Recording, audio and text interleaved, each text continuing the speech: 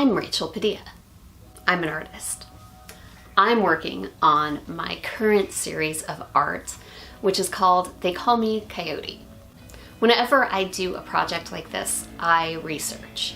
It's something I started doing as a college student, just seeking out the work and art of others so I can build my project from there. Now, there's a lot about the coyote.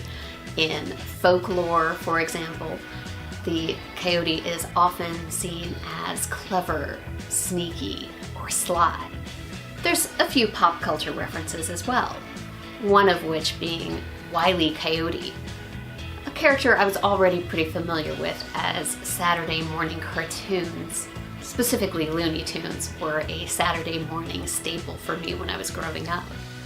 But I came across a comic book that I found very inspiring, very moving, called Animal Man No. 5, The Coyote Gospel.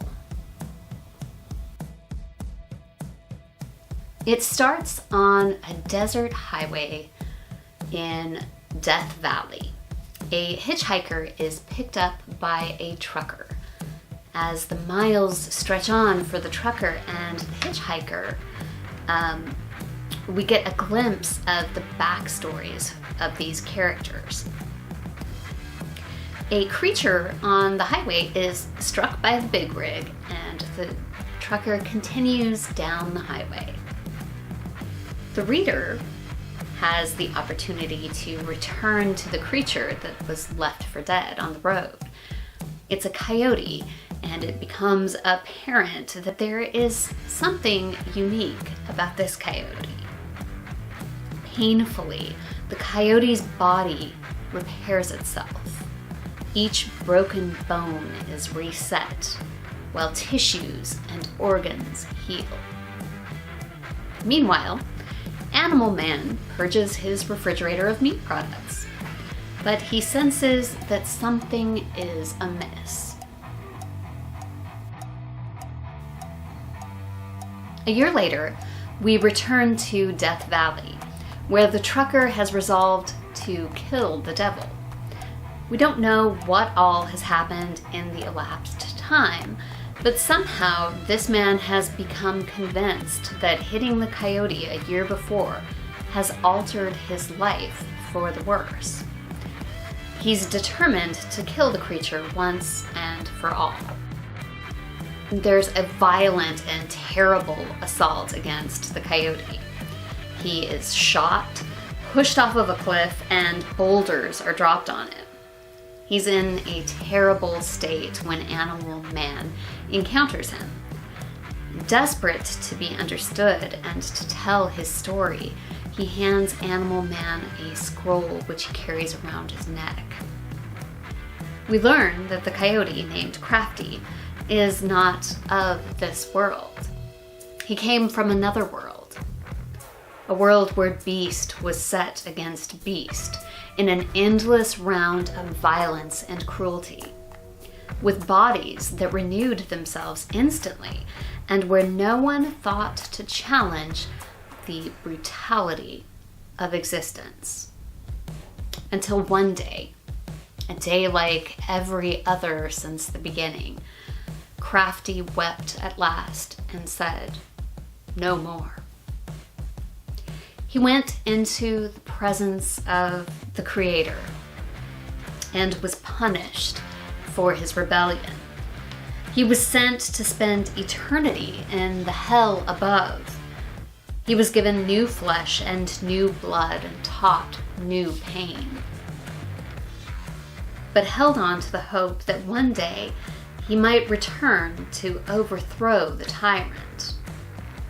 It becomes obvious at this point that Crafty is the same as Wile E. Coyote, displaced in a world where he is in an endless cycle of death and resurrection.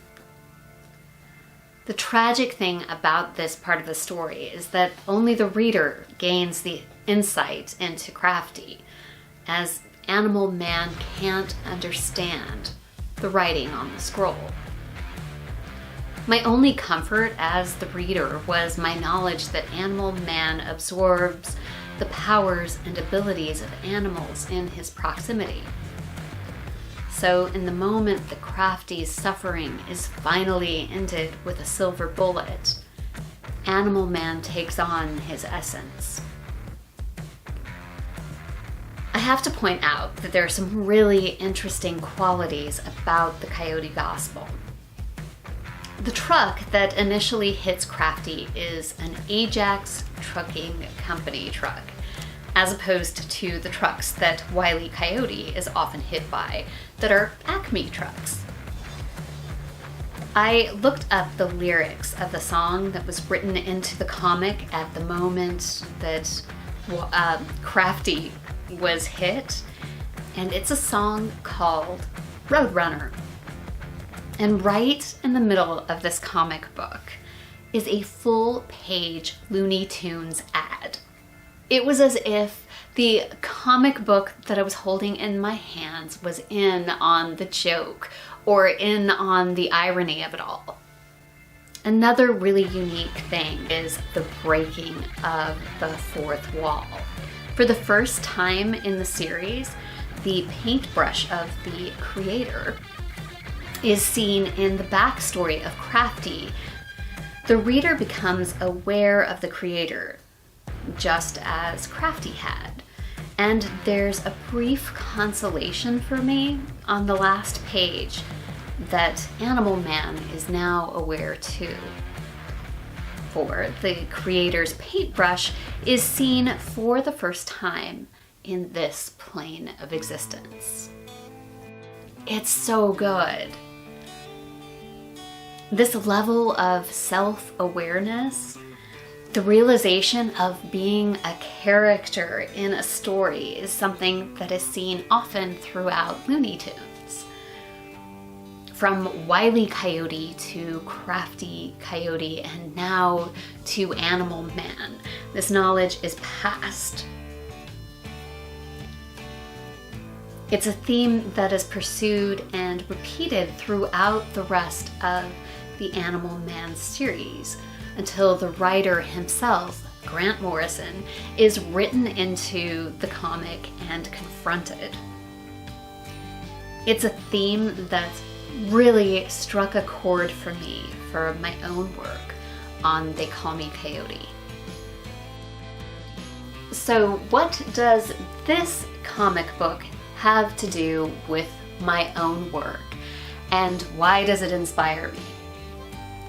I am creating and inhabiting worlds that I've known and lived in, and perhaps part of me is still living in them.